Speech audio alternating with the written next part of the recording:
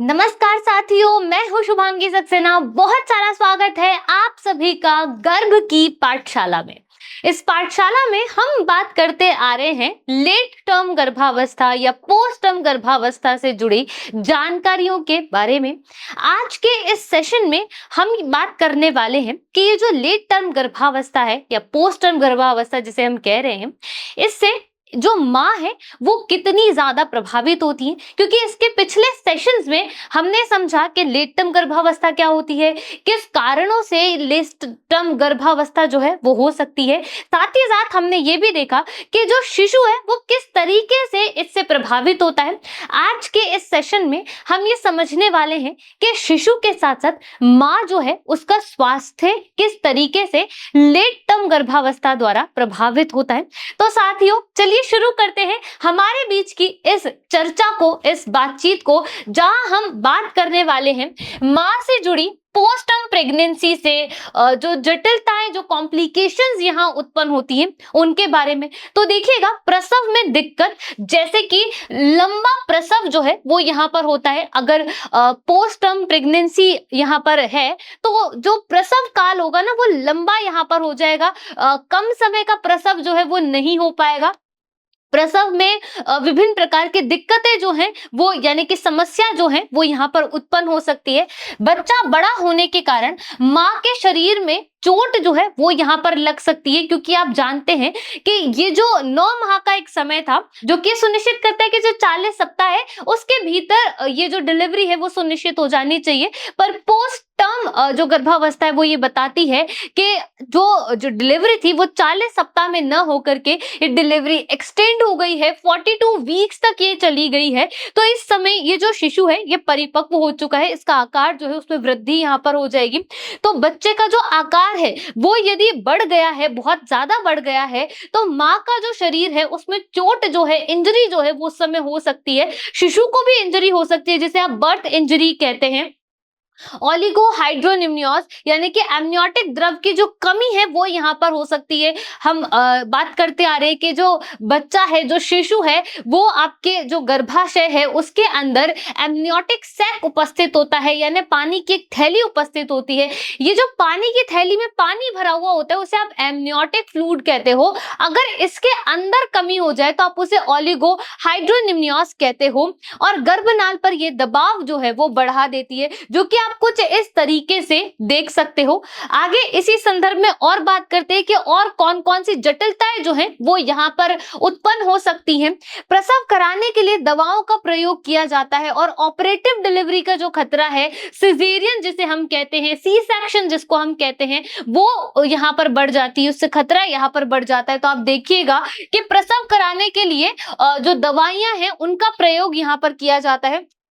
Post maturity से मां को सीधे कोई खतरा नहीं होता है। पोस्ट मैच्योरिटी सिंड्रोम जो है उसके बारे में हमने बात करी थी, जिससे शिशु जो है वो बहुत ज्यादा प्रभावित होते हैं। पर पोस्ट मैच्योरिटी से मां को कोई सीधे सीधे खतरा जो है वो नहीं होता, लेकिन संबंधित दवाओं व प्रसव विधियों से खतरा यहाँ पर मां को हो सकता है। यहाँ पर अनेक प्रकार की दवाओं का उपयोग किया जाता है। प्रसव की विधि जो है वो बहुत लंबी हो जाती है, प्रसव काल जो है उसका समय बढ़ जाता है। तो मां को सीधे सीधे तो कोई प्रभाव नहीं पड़ रहा है, पर जब प्रसव का जो विधि है वो लंबी हो गई है, प्रसव काल लंबा हो गया है, विभिन्न प्रकार की दवाओं का जब उपयोग किया जा रहा है, तो उससे मां का जो स्वास्थ्य है वो प्रभावित हो सकता है, उन्हें खतरा हो सकता है। आगे समझने का प्रयास करते हैं कि इसका मैनेजमेंट कैसे किया जाए, इसका प्रबंधन जो है वो कैसे किया जाए। तो देखिएगा, इसकी जो प्रिवेंशंस हैं, जो रोकथाम है वो कैसे की जाए कि इससे मां का स्वास्थ्य प्रभावित होने से बचाया जा सके।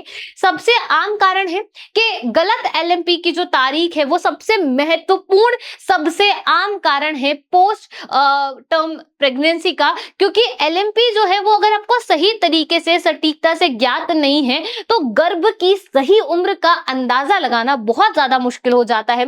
पहली तिमाही में सोनोग्राफी से ये सही किया जा सकता है। यानी अब आपको एलएमपी ज्ञात नहीं है, ये कारण हो गया है पोस्टम प्रेगनेंसी का। उसके प्रिवेंशंस क्या है, रोकथाम क्या है कि पहला जो ट्राइमेस्टर है आप उसके अंदर सोनोग्राफी कराइए और उस सोनोग्राफी से ये पता लगा लीजिए कि जो गर्भ की उम्र है उसका सही अंदाज आप लगा लीजिए, सटीकता से गर्भ की उम्र जो है वो आप ज्ञात कर लीजिए, जिससे कि इस समस्या से होने वाली जो समस्याएं हैं, इस गलती से जो होने वाली समस्याएं हैं, आप उससे छुटकारा या निदान पा सके। आगे बात करते हैं कि क्या करें। पहले यह पक्का करें कि बच्चा पूरी तरीके से परिपक्व है या नहीं। बहुत ज्यादा आवश्यक है कि गर्भाशय के अंदर शिशु की ग्रोथ को उचित प्रकार से देखा जाए, उसकी समय के हिसाब से निगरानी की जाए कि जो बालक है या जो शिशु है वो अच्छे तरीके से परिपक्व हो पा रहा है या नहीं हो पा रहा। परिपक्वता से मेरा तात्पर्य है कि जो बालक है या जो शिशु है उसके सभी अंगों का पूर्ण रूप से विकास हो पा रहा है या नहीं हो पा रहा, यानी शारीरिक विकास हुआ या नहीं हुआ। साथ ही साथ ये भी ज्ञात करने का प्रयास करना चाहिए कि मानसिक विकारों से तो वो जो शिशु है वो ग्रस्त नहीं है, या किसी भी प्रकार के अन्य जो विकार हैं, नसों संबंधी विकार, श्वसन संबंधी विकार, इनसे तो ग्रस्त नहीं है।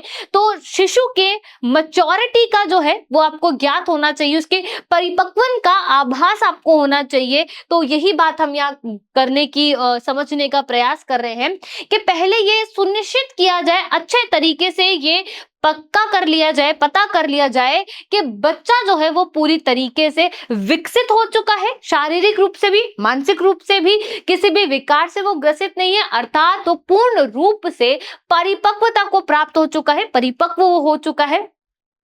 अगर गर्भ 41 हफ्ते पार कर गया हो, देखो आप ये जानते हो कि 40 वीक्स की तो ऑलरेडी जर्नी होती है, यानी कि 40 सप्ताह की जो जर्नी है ये आपके 9 मंथ जो है उनकी ये जर्नी होती है। इतनी बात अपन जानते हैं। अगर गर्भ जो है वो 41 वीक यानी कि अब एक सप्ताह जो है यानी कि 7 दिन का जो समय है वो पार कर गया हो, तो बच्चे की नियमित निगरानी जरूरी है। 40 सप्ताह में जो डिलीवरी है वो सुनिश्चित हो जानी चाहिए किसी भी स्थिति में। अगर नहीं हो रही है और अब नहीं हुई, यानी अब क्या हुआ कि 7 दिन ऊपर हो गए हैं, आपने 41 वाला जो वीक था वो पार कर लिया है, तो ऐसे में क्या आवश्यक है? ऐसे में आवश्यक है कि आप मां के स्वास्थ्य का भी ध्यान रखें, साथ ही साथ बहुत ज्यादा आवश्यक है कि आप शिशु के स्वास्थ्य का ध्यान रखें, शिशु के विकास का ध्यान रखें, उसकी परिपक्वन का ध्यान रखें। आप नियमित रूप से निगरानी करते रहें कि शिशु किसी प्रकार से, किसी समस्या से तो ग्रस्त नहीं है, किसी विकार से तो ग्रस्त नहीं है, किसी प्रकार के इन्फेक्शन से तो वो ग्रस्त नहीं है। प्रसव की योजना 41 वीक जो है ये उसके बाद बनाई जा सकती है, ताकि बच्चे की मृत्यु का जो खतरा है वो कम किया जा सके। इससे पता चलेगा कि अगर किसी प्रकार का इन्फेक्शन हो चुका है या किसी प्रकार की समस्या से ग्रसित है तो उस समस्या को सुलझाया जाए। प्रेगनेंसी को 41 वीक के बाद जो है किया जाएगा, लेकिन उस समय क्या किया जाएगा कि उस समय उस इन्फेक्शन को, उस विकार को, उस समस्या को समाप्त करने का प्रयास यहाँ पर किया जाएगा। तो देखिएगा कि आप यहाँ पर ये जो 36 आपको दिखाई दे रहा है, ये 36 जो है ये नवा महीना लगने का समय है, क्योंकि जो नवा आपका महीना लगता है उसकी जर्नी जो है वो 36 से 40 वीक्स की जर्नी होती है। ये 40 मैंने यहाँ पर लिखा हुआ है कि 36 से 40 वीक की ये जर्नी होती है। पर अगर ये 41 वाला वीक लग गया है, यानी कि आपने एक और सप्ताह जो है वो पार कर दिया है और इस समय आपको लग रहा है कि शिशु जो है वो किसी समस्या से ग्रसित है, तो ऐसे में बहुत आवश्यक है कि आप उसकी निगरानी करें, जिससे आपको ये ज्ञात हो कि शिशु जो है वो किस समस्या से ग्रसित है। साथ ही साथ उसे इस समस्या से मुक्त करने के लिए जो उपाय जो चिकित्सक परामर्श द्वारा किए जा सकते हैं, चिकित्सा द्वारा किए जा सकते हैं, उन्हें जरूर अपनाएं। आगे बात करते हैं इसी संदर्भ में, निगरानी के तरीके क्या हो सकते हैं। हम ये कह रहे हैं कि निगरानी करनी चाहिए। अगर 41 वीक जो है, 7 दिन जो है शिशु ने पार कर लिए हैं, तो निगरानी बहुत ज्यादा आवश्यक है, जो कि बताएगी कि शिशु जो है वो ठीक है या नहीं है, स्वस्थ है या नहीं है। तो निगरानी के तरीके क्या हैं? हफ्ते में 2 बार एनएसटी किया जाए, नॉन स्ट्रेस टेस्ट जिसे कहा जाता है। हमने इसके बारे में बीपीपी में पढ़ा था, बीपीपी, और पी या बी डबल पी भी आप कह सकते हैं। बायोफिजिकल प्रोफाइल की हमने यहाँ बात करी थी। बायोफिजिकल प्रोफाइल में क्या सम्मिलित किया जाता है कि एनएसटी प्लस सोनोग्राफी जो है वो इसके अंदर सम्मिलित की जाती है। तो इनका जो समायोजन है या इनका जो संयोजन है वो आपका बीपीपी कहलाता है। और अगर मॉडिफाइड बीपीपी की बात करूं या अपग्रेडेड बीपीपी की बात करूं तो उसके अंदर क्या होता है कि आपका एनएसटी प्लस एमनियोटिक जो फ्लूइड है, एमनियोटिक फ्लूइड जो है यहाँ पर उसकी जो जानकारी है वो यहाँ प्राप्त की जाती है। तो एमनियोटिक फ्लूइड जो है उसको इसके अंदर शामिल किया जाता है, जिसकी मात्रा जो है वो यहाँ पर देखी जाती है। तो यहाँ मैं लिख देती हूँ एमनियोटिक फ्लूइड इंडेक्स जो है वो ज्ञात यहाँ किया जाता है, या आप इसे इसी तरीके से समझिए कि एमनियोटिक जो फ्लूइड है वो यहाँ पर देखा जाता है। एमनियोटिक द्रव की बात यहाँ की जाती है, वो जो जल है जो पानी की थैली में भरा हुआ है उस पानी की बात की जाती है। देखिएगा बीपीपी बायोफिजिकल प्रोफाइल, जिसकी मैंने अभी अभी बात करी कि बायोफिजिकल प्रोफाइल जो है वो क्या होती है कि biophysical profile NST plus sonography यानी कि इनका जो संयोजन है वो आपका बीपीपी कहलाता है। एएफआई एमनियोटिक फ्लूइड इंडेक्स जिसकी मैं बात कर रही थी यहाँ पर कि उसकी जांच द्वारा ये पता किया जा सकता है कि एमनियोटिक फ्लूइड में कहीं कमी तो नहीं हो गई है, किसी प्रकार का कोई इन्फेक्शन तो यहाँ पर नहीं उत्पन्न हो गया है। आगे बात करते हैं, बिना जटिलता वाली गर्भावस्था की हम बात कर रहे हैं, अनकॉम्प्लिकेटेड ग्रुप की हम यहाँ बात कर रहे हैं।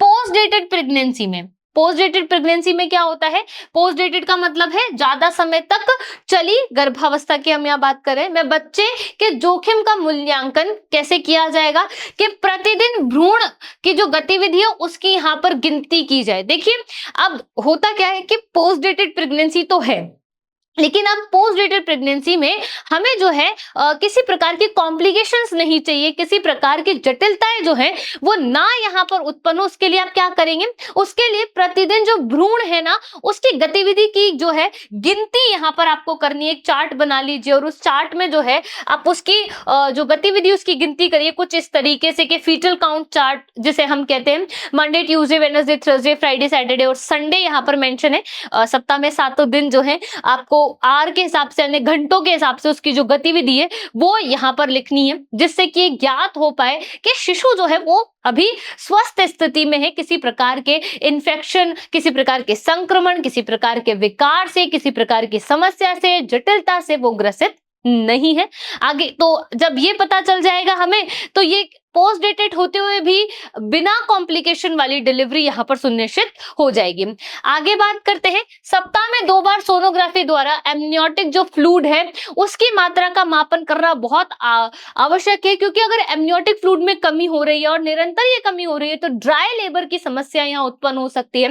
एमनियोटिक द्रव की जो कमी है उससे अनेक प्रकार की समस्या जो है वो यहाँ पर उत्पन्न हो सकती है, से बच्चे की बीमारी और मृत्यु का जो खतरा है वो बढ़ जाता है। यानी बच्चा जो है वो किसी भी इंफेक्शन से संक्रमित हो सकता है, किसी भी प्रकार के विकार से संक्रमित हो सकता है, कोई भी प्रकार की बीमारी उसे जकड़ सकती है। तो एमनियोटिक फ्लूइड जो कि बहुत ज्यादा आवश्यक है शिशु के विकास के लिए, क्योंकि शिशु का विकास एमनियोटिक फ्लूइड में, एमनियोटिक सैक के अंदर ही होता है। और ऐसे में अगर एमनियोटिक फ्लूइड कम हो जाएगा, एमनियोटिक जो द्रव है वो कम हो जाएगा तो शिशु का विकास बाधित यहाँ पर हो जाएगा।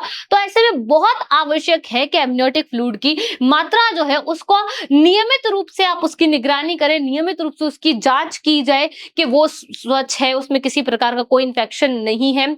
और इससे अगर ये कम हो गया तो आप जानते हैं कि बच्चा जो है वो अनेक प्रकार की बीमारी और मृत्यु से ग्रसित हो सकता है। तो बहुत आवश्यक है कि आप नियमित रूप से जांच करें, और अगर ऐसा आप नियमित रूप से करते हैं तो पोस्ट डेटेड होते हुए भी प्रेगनेंसी अनकॉम्प्लिकेटेड जो स्थिति है उसके अंदर ये आ जाएगी। आगे बात करते हैं कि और क्या किया जा सकता है। नॉन स्ट्रेस टेस्ट जो है वो यहाँ पर आप नियमित रूप से ले, जैसे कि सप्ताह में 2 बार नॉन स्ट्रेस टेस्ट जो है वो आपके चिकित्सक द्वारा आपको परामर्श दिया जाएगा, उसके हिसाब से इन्हें करवाएं। बायोफिजिकल प्रोफाइल जिसकी हमने बात करी थी, जिसमें एनएसटी प्लस सोनोग्राफी जो है उसका समायोजन किया जाता है, तो सप्ताह में 2 बार ये किया जाए। जिस भी चिकित्सक से आप परामर्श ले रहे हैं वो चिकित्सक आपको इन सभी प्रकार की जांचों की जानकारी प्रदान करें। आगे बात करते हैं जिससे कि आप बच जाएंगे पोस्ट डेटेड लेट टर्म गर्भावस्था में भी के कॉम्प्लिकेशंस जो है वो न के बराबर यहाँ पर होंगी। अगर बच्चे को किसी प्रकार की तकलीफ के संकेत मिलते हैं तो डिलीवरी करानी चाहिए, जिससे कि समय पर शिशु जो है उसको बचाया जा सके, किसी प्रकार के संक्रमण, बीमारियों से, किसी भी प्रकार के विकार से उसकी रक्षा की जा सके और उसे एक स्वच्छ और स्वस्थ जीवन प्रदान यहाँ पर किया जा सके। आगे बात करते हैं चयनात्मक प्रसव प्रेरण यानी कि सिलेक्टिव इंडक्शन की यहाँ बात की जा रही है। तो गर्भावस्था को प्राकृतिक प्रसव शुरू होने तक चलने दिया जा सकता है, यानी कि गर्भावस्था में नेचुरल अगर आपको प्रसव हो रहा है तो कोई दिक्कत नहीं है, आप उसे चलने दें, ये सामान्य बात है। आगे बात करते हैं सप्ताह में 2 बार संशोधित बायोफिजिकल प्रोफाइल जो है यानी कि मॉडिफाइड बीपीपी, जिसकी मैंने आपको बात कही कि बीपीपी के अंदर क्या होता है, आपका एनएसटी आता है, नॉन स्ट्रेस टेस्ट, साथ ही में सोनोग्राफी जो है उसका समायोजन यहाँ पर किया जाता है। तो जब नॉन स्ट्रेस टेस्ट और सोनोग्राफी जो है जब इनका संयोजन होता है आप उसे बीपीपी कहते हैं। पर उसके बाद क्या हुआ, अपग्रेडेड या हम यूं कहें कि मॉडिफाइड संशोधित बीपीपी आई और उसके अंतर्गत क्या किया जाता है, एनएसटी और AFI NST non stress test हो गया है। AFI से तात्पर्य है एमनियोटिक फ्लूइड इंडेक्स की हम यहाँ पर बात कर रहे हैं, जिससे कि पता लगाया जा सकता है कि एमनियोटिक फ्लूइड कम तो नहीं है, इन्फेक्टेड तो नहीं है, किसी प्रकार की समस्या से वो ग्रसित तो नहीं है। के साथ भ्रूण की निगरानी भी बहुत ज्यादा आवश्यक है कि भ्रूण को किसी प्रकार की कोई समस्या तो वहां उत्पन्न नहीं हो रही है, वो अच्छे से सांस ले पा रहा है, हार्ट बीट तो नॉर्मल है, किसी तरीके का कोई विकार यहां उत्पन्न ना हो पाए। आगे बात करते हैं रूटीन प्रसव प्रेरण यानी कि प्रसव अपनी निर्धारित तारीख पर नहीं तो 7 से 10 दिन की प्रतीक्षा यहां पर करनी चाहिए कि 7 से 10 दिन क्या प्रतीक्षा करेंगे। तो देखिएगा जब आप 7 दिन की प्रतीक्षा करेंगे तो ये जो आपका 40 वीक है 7 दिन और जुड़ करके 41 वीक चल जाएगा, जिसकी हम यहाँ पर बात कर रहे हैं। उसके बाद प्रेरित प्रसव यहाँ पर दिया जाना चाहिए, यानी कि उसके बाद जो है वो कृत्रिम तरीकों से प्रसव जो है वो संपन्न कराया जाना चाहिए, जो कि बहुत आवश्यक होता है।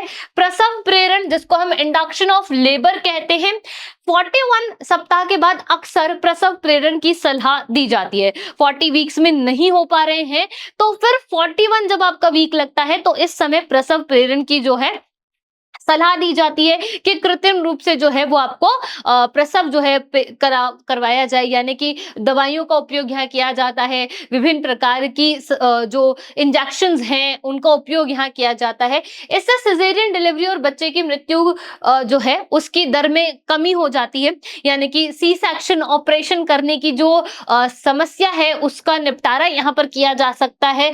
प्रसव जो है वो आप यहाँ पर क्या करें, प्रसव को प्रेरित कर दीजिए, यानी कि प्रसव प्रेरण यहाँ पर कर दीजिए तो सी सेक्शन नहीं करना पड़ेगा या उसके दर जो है उसके चांसेस जो है वो बहुत कम हो जाएंगे। बच्चे की जो मृत्यु है उसकी जो संभावना है उसकी जो दर है वो भी यहाँ पर कम, उसमें कमी की जा सकती है। आगे बात करते हैं कि और बिना कॉम्प्लिकेशन वाली जो गर्भावस्था है वो कैसे की जाए यहाँ पर।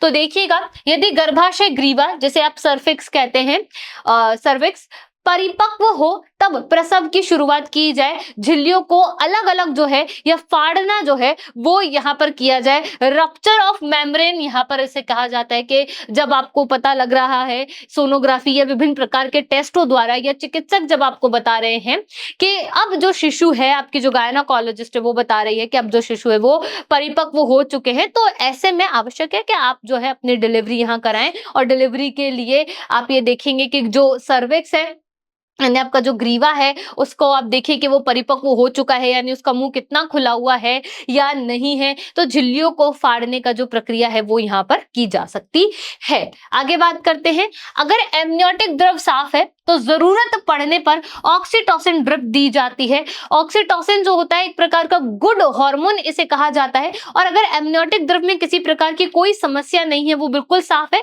तो ऑक्सीटोसिन की जो इंडक्शन है वो यहाँ दिया जाता है, जो ड्रिप है वो यहाँ चढ़ाई जाती है, जो कि प्रसव को प्रेरित करने में काम आता है। इस दौरान सावधानी पूर्वक भ्रूण पर निगरानी रखी जाती है कि इस प्रकार के इंडक्शन से जो है भ्रूण को तो किसी प्रकार का नुकसान नहीं हो रहा है, किसी प्रकार की समस्या तो उसको जो है वो घेरे हुए नहीं है। आगे समझने का प्रयास करते हैं। यदि गर्भाशय ग्रीवा अपरिपक्व है, यानी कि जो गर्भाशय है उसका जो सर्विक्स है वो अपरिपक्व है, अनराइप है, तो फिर आप यानी उसका जो स्कोर है अनराइप बिशप स्कोर जिसकी हम बात करें, बिशप स्कोर की हम बात करें, अगर ये 6 से कम है तो देखिएगा सबसे पहले PGE2 जो जेल होती है एक तरीके की, उस जेल को योनि में डालकर ग्रीवा को परिपक्व बनाया जाता है। आपको ये ज्ञात हुआ कि ग्रीवा जो है वो परिपक्व नहीं हो पाई है, सर्विक्स जो है वो परिपक्व नहीं हो पाया, तो आप क्या करेंगे, PGE2 का जो जेली है या जो जेल है वो आप क्या करेंगे, ग्रीवा में डालकर उसे परिपक्व बनाया जाएगा। इसके बाद झिल्लियां जो है उनको फाड़ने की प्रक्रिया जो है उसको प्रारंभ किया जाएगा और आवश्यक होने पर ऑक्सीटोसिन जो एक प्रकार का बढ़िया सा गुड हार्मोन जिसे हम कहते हैं उसकी ड्रिप जो है वो यहाँ पर चढ़ाई जाएगी। तो देखिएगा पोस्टम प्रेगनेंसी है, अन्य जोखिम भरे कारक है। अगर पोस्टम प्रेगनेंसी है साथ ही साथ अनेक प्रकार की कॉम्प्लिकेशंस है, जो कोई भी प्रकार की कॉम्प्लिकेशंस यहाँ पर हो सकती है, तो इलेक्टिव सिजेरियन डिलीवरी की यहाँ पर सलाह दी जाती है, यानी कि सी सेक्शन की सलाह दी जाती है। अब हम ये जानने का प्रयास करेंगे साथियों कि ये जो अन्य जोखिम भरे कारण है ये कौन कौन से होते हैं। तो देखिएगा अन्य जोखिम भरे कारण, उम्र दराज महिला जो है, उम्र दराज यानी कि बहुत बड़ी जो महिलाएं हैं वो पहली बार अगर गर्भवती हो रही हैं तो ये सिजेरियन जो है यहाँ पर जो डिलीवरी है वो की जानी आवश्यक हो जाती है बहुत सारे केसेस में, अगर जो महिला है वो बहुत उम्र की हैं, बहुत बड़े हैं। आगे बात करते हैं प्री एक्लेम्सिया यानी कि हाई बीपी के साथ प्रोटीन जो है वो यूरिया के द्वारा जो है बाहर उसका स्त्रावण हो जाता है। RH असंगति की हम यहाँ पर बात करें, RH फैक्टर जो होता है उसकी बात कर रहे हैं। भ्रूण को तकलीफ या एमनियोटिक द्रव की कमी की हम यहाँ पर बात कर रहे हैं। तो ये बहुत सारी चीजें जो हैं ये कारण है कि पोस्टम प्रेगनेंसी तो है ही है, साथ ही साथ सिजेरियन करने के लिए इन सब में ये सब कारण भी उत्तरदायी है कि आपके पास हाई बीपी के साथ प्रोटीन जो है वो यूरिया के द्वारा बाहर आ रहा है, एमनियोटिक द्रव जो है उसमें किसी प्रकार की कमी हो गई है, RH फैक्टर जो है वो यहाँ पर प्रभावित हो रहा है। तो ये कॉम्प्लिकेशंस है, इन कॉम्प्लिकेशंस की वजह से या हम यूं कहें कि पोस्टम प्रेगनेंसी के साथ साथ ये कॉम्प्लिकेशंस उत्तरदायी होती हैं सिजेरियन करने के लिए या सी सेक्शन जो है उसे करने के लिए। आगे बात करते हैं, प्रसव स्वतः शुरू हुआ है या फिर उसे प्रेरित किया गया है। यदि बच्चा बड़ा हो और सिर की हड्डियां कठोर हो तो प्रसव लंबा चल सकता है। देखिए होता क्या है कि सिर की हड्डियां थोड़ी सी लचीली हो जिसकी सहायता से जो शिशु है वो आसानी से ग्रीवा द्वार से बाहर आ सके, पर अगर ऐसे में शिशु की जो हड्डियां है वो बहुत ज्यादा स्ट्रॉन्ग हो जाए, बहुत ज्यादा मजबूत वो हो जाए तो प्रसव लंबा चलेगा, क्योंकि शिशु जो है वो ग्रीवा द्वार से बाहर आने में उसको समस्या यहाँ पर उत्पन्न होगी, जिससे बर्थ इंजरी भी हो सकती है और मां को भी अनेक प्रकार की चोट या घाव लग सकते हैं। आगे बात करते हैं, प्रसव के दौरान विशेष सावधानियां यहाँ पर रखनी चाहिए। देखिएगा महिला को दर्द से राहत के लिए दर्द निवारक यहाँ पर दिए जाने चाहिए, तो इससे उनको जो दर्द है उस समय जो वो पीड़ा, जो असहनीय पीड़ा जिसे कहा जाता है वो महसूस करें तो उन्हें दर्द निवारक दिया जाए पर वो नियंत्रण पा पाए। आगे बात करते हैं, शोल्डर डिस्टोशिया यानी कि बच्चे का कंधा अटकना, यानी कि प्रसव के समय जब ग्रीवा द्वार से बच्चा जो है वो बाहर आ रहा है पर उस समय क्या हो कि उसका जो कंधा है वो अटक जाए तो उसे शोल्डर डिस्टोशिया कहा जाता है। भ्रूण की निरंतर निगरानी करना बहुत आवश्यक हो जाता है ऐसे में कि किसी प्रकार की और जो कॉम्प्लिकेशंस है वो तो यहाँ पर उत्पन्न नहीं हो गई है। ये सब कॉम्प्लिकेशंस उत्तरदायी होती है सी सेक्शन के लिए। अगर भ्रूण संकट में है यानी कि फीटल डिस्ट्रेस की स्थिति यहाँ पर उत्पन्न हो गई है तो तुरंत डिलीवरी की जाती है, या तो सिजेरियन या फिर फोर्सेप वेंट्यूस की मदद से ये जो डिलीवरी है वो यहाँ पर की जाती है। तो साथियों हमने इस पूरे सेशन में ये समझने का प्रयास किया है कि जो लेट टर्म गर्भावस्था है या पोस्ट टर्म गर्भावस्था है वो क्या होती है। लेट टर्म गर्भावस्था या पोस्ट टर्म गर्भावस्था से मां का स्वास्थ्य, शिशु का स्वास्थ्य किस तरीके से प्रभावित होता है, प्रसव के समय किस प्रकार की समस्याओं को शिशु और मां दोनों को सामना करना पड़ता है और ये कितनी खतरनाक हो सकती हैं कि शिशु की मृत्यु भी यहाँ पर हो सकती है। तो ऐसे में क्या आवश्यक है, ऐसे में आवश्यक है कि आप अपना बहुत बहुत ज्यादा ध्यान रखें। ये जो गर्भावस्था का समय है, ये जो स्वर्णिम 9 माह का समय है, इसमें आप अपना बहुत ज्यादा ध्यान रखें। नए नए अनुभव आपको प्राप्त होंगे, बहुत सारे हार्मोन्स इस समय आपके शरीर में जो है स्रावित होते हैं और उससे जो आपका मूड है वो बहुत ज्यादा बार परिवर्तित होता है। पर आप जो है इससे परेशान ना हो, आप इस पूरी जर्नी को, इस पूरी अवस्था को बहुत ज्यादा एंजॉय करें, सीखें हर एक चीज के कैसे क्या चीज हो रही है, समझने का प्रयास करें, परेशान ना होएं और अपना स्वयं का बहुत ज्यादा ध्यान रखें। या आपके आसपास कोई गर्भवती महिला है और उन्हें किसी प्रकार की सहायता की आवश्यकता है तो आप उनकी सहायता अवश्य करें। अच्छा आहार आप लें, आप स्वस्थ वातावरण में रहें, जो कि शिशु के स्वस्थ विकास के लिए बहुत ज्यादा आवश्यक है, जिससे वो किसी भी प्रकार के विकारों से ग्रसित नहीं हो। अगर पोस्ट जो टर्म प्रेगनेंसी है वो भी यहाँ पर उत्पन्न हो गई तो भी अपना बहुत ज्यादा ध्यान रखें। नियमित रूप से चिकित्सक से परामर्श लें, नियमित रूप से दवाइयों का जो आपको दी गई है उनका सेवन करें, उन्हें भूलें नहीं। नियमित रूप से भ्रूण की जांच कराएं, बीपीपी के बारे में बात करें अपने चिकित्सक से, उनसे समझने का प्रयास करें कि क्या किसी और प्रकार की कॉम्प्लिकेशंस यहाँ पर उत्पन्न होने वाली है या हो सकती है, तो उससे बचाव कैसे किया जाए।